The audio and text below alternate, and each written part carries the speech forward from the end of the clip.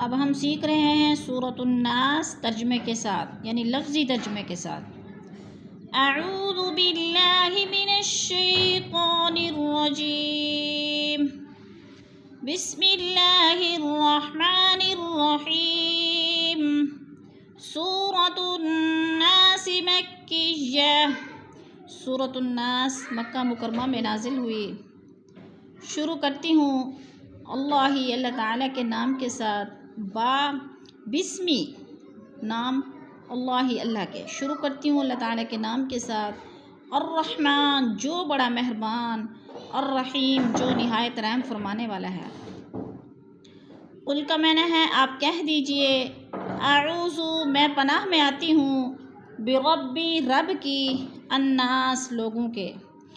آپ کہہ دیجئے میں پناہ میں آتی ہوں لوگوں کے رب کی، یعنی الٹا معنی ہو رہا ہے لوگوں کے رب کی، مالک الناس لوگوں کے بادشاہ کی۔ پہلے الناس کا معنی کرنا ہے پھر مالک، لوگوں کے بادشاہ کی، الہ الناس لوگوں کے معبود کی، الہی معبود کو کہتے ہیں الناس لوگوں کے معبود کی۔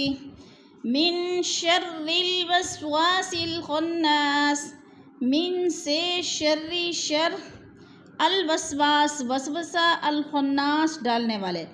اب الٹا معنی ہوگا وسوسہ ڈالنے والے کے شر سے، وسوسہ ڈالنے والے کے شر سے۔